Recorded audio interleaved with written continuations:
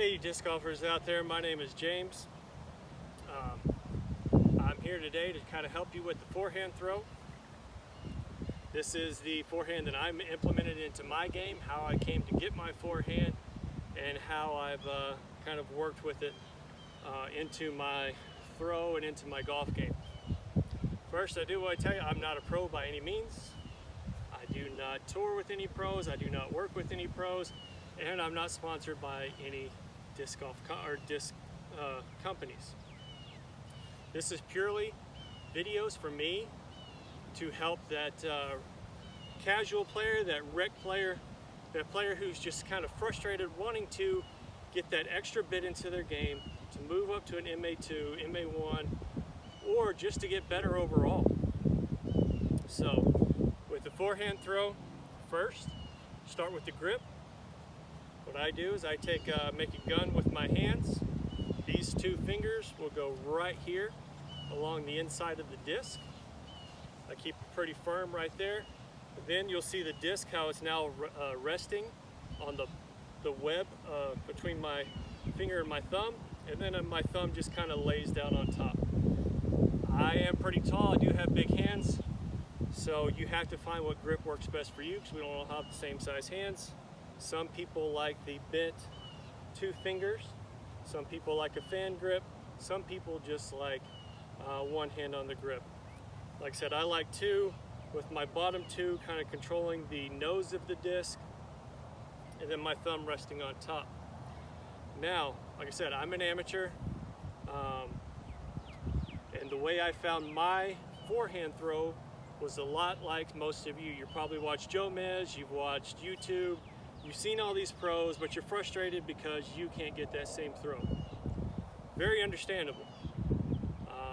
The only thing I've found watching a pro, while it's great advice, you're watching what most situations 15-20 years of throwing, so that's pure muscle memory for these players.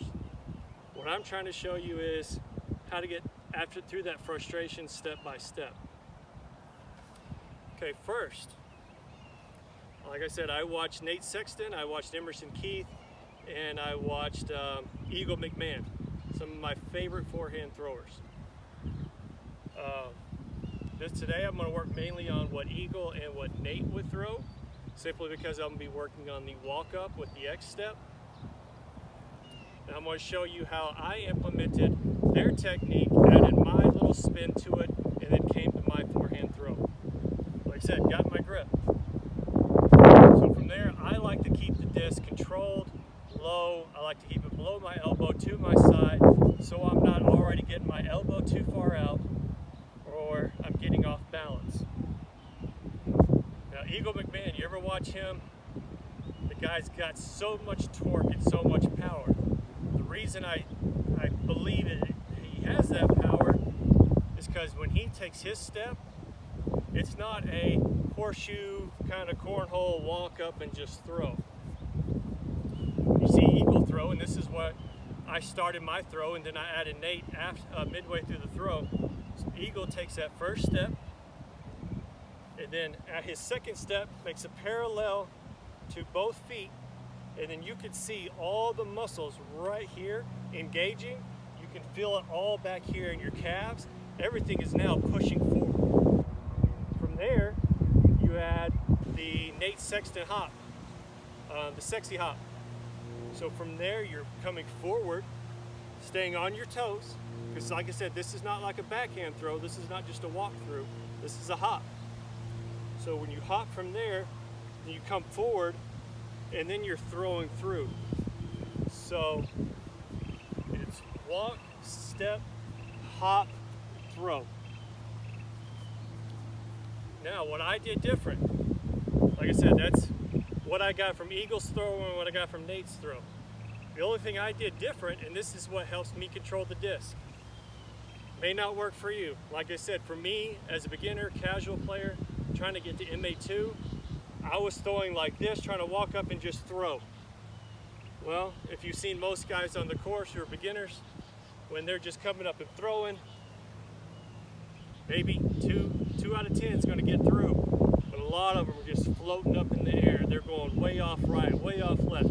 Very little accuracy, very very little control and very little distance.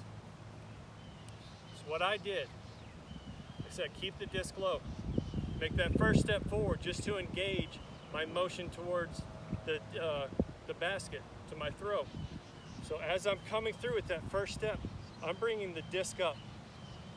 You're going to see exactly what disc I'm throwing, because the face of this disc is going to be pointed right at you.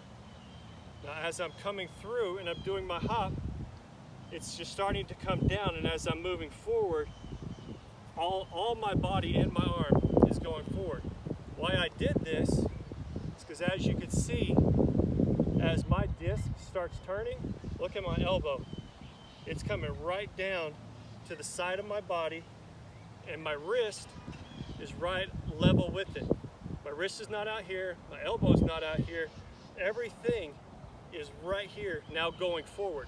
Like I said, all it took from me was just this turn, and then now, as you can also see, when I'm here and I'm turning, now I'm also turning my hips. Everything is going straight forward. All my power, all my momentum, everything is now coming forward.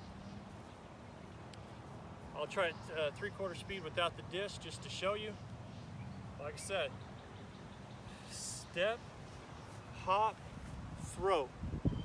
So everything, look at my disc, right on line. My arm pointed straight forward. All my hips, all my power, forward. Engage towards where I'm throwing.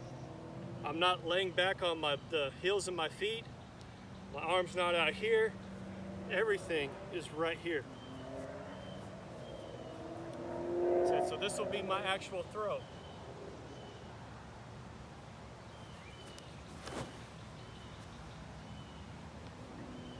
Like I said, this throw is what worked for me. It may not work for you. You may try it. It may get you to where you're going, and I hope it does. Or this throw may be your new throw. Again, my interest is getting that casual rec player to that next step. I know we all want to be the tour pros we see, but we got to put in that work. We got to work on our own throws. So again, if you have any comments, please leave them in the comment section. Like to see any likes, subscribes. If you want to see anything, I'm going to add more form videos and more what I've worked on to help me with the game.